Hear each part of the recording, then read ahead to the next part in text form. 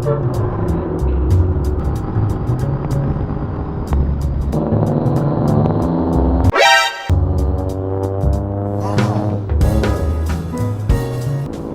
ng jeep tsaka kotse.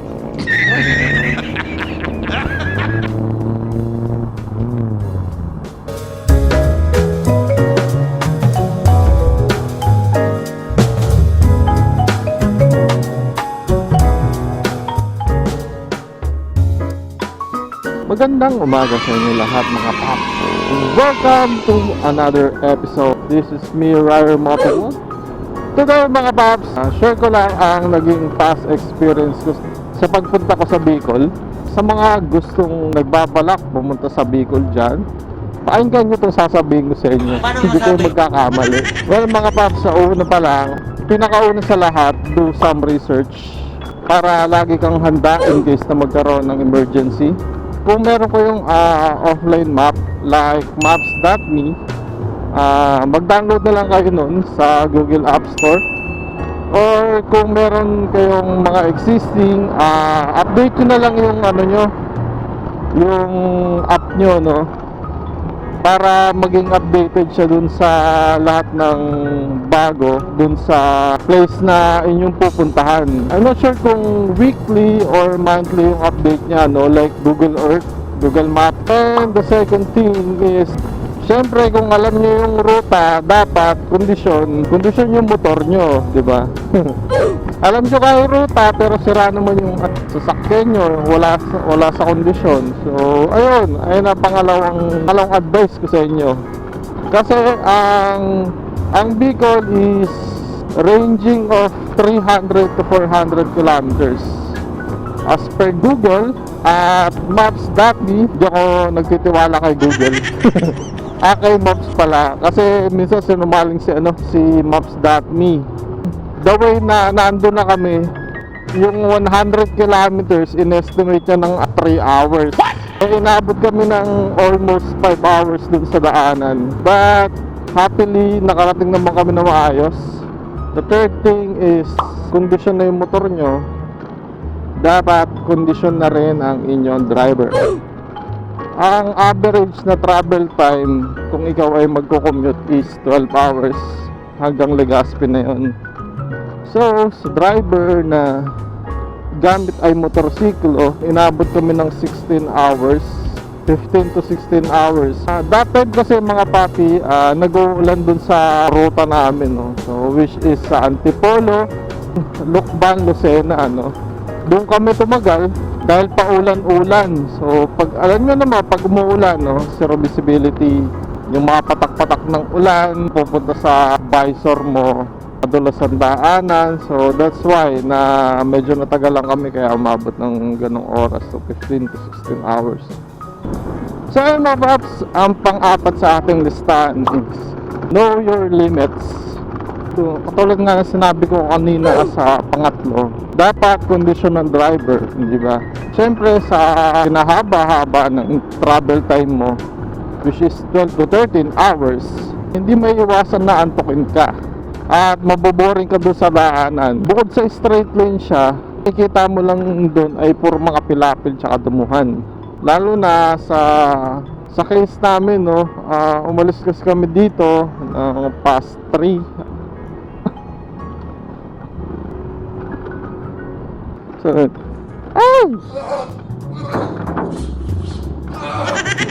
ay! May bumulaga. So mga paps, umalis kami around 4 AM, which is afternoon duty namin kasi night shift kami.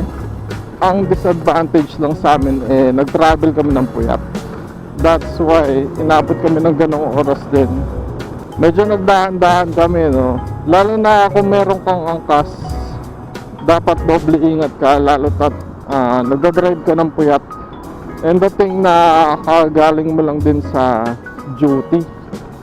Sa pangalima naman, syempre, kondisyon ka na, alam mo na yung ruta, kondisyon na yung motor mo, yung limitasyon mo, pwede ka magpahinga. Sa pangalima, syempre, kailangan mo na pang gasolina. Sa 300 kilometers na travel namin from here dito sa Manila, ang start point namin is start kami sa SM Angono.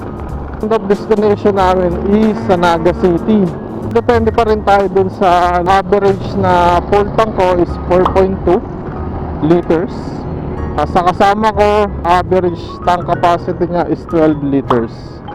So mga 2.5 na full tank na ako, doon pa lang magpo-full tank yung kasama ko. Isa pang pointers mga paps, tansyahin mo yung gas mo. Kasi minsan mayroong mga ruta na gasoline station or mga sarado, no? Another pointers bago kayo mag-travel, no? At pagpupunta kayo doon, meron kayong itinerary or matutuluyan na, no? Wala namang kaso kung pupunta kayo doon na wala pang book na matutuluyan, no? Pero malilis kasi sa hassle mo kung meron ka ng book na rooms. So sa interns kasi namin, dapat magbo-book kami, kaso yung travel time nga namin is umabot ng 16 hours. Di na kami nag-book. So on the spot na kami nagpa-book dun sa Godspeed nung nandun na kami. Kung saan yung pupuntahan nyo, kayo nang bahala, no, kung paano nyo pagtatagpit-tagpiin yung itinerary nyo dun sa magiging pwesto nung titirhan nyo. Ang pang-pito, syempre dapat meron kayong riding gears. Syempre sa lahat ng mga long ride, hindi may iwasan ng semplang or biglang dulas ng yung motor. In terms na gano'n, mauuna yung tuhod, then yung elbow mo. Kaya kailangan ng knee pad saka elbow pad, no? Medyo malilis na yung injury mo in case na may mangyayari. Umalis ka ng buo, dapat uuwi ka ng buo. Kung ikaw ay may ikipagkarera, huwag mo nang balakin kasi sa ruta pa lang ng Palosena, ang mga makakasalamuha mo na doon mga bus and trucks. Kung babalakin mo, wag na. Pero ingat-ingat ka pa rin dahil hindi mo alam na meron ka ng makakasamang kaskasero sa daanan, no? Kaya ride safe lang sa inyo. YOLO!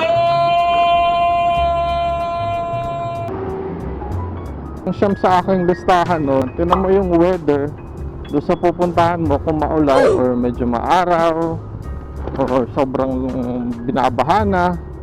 Siyempre kailangan mong tumingin ng weather forecast bago ka mag-travel.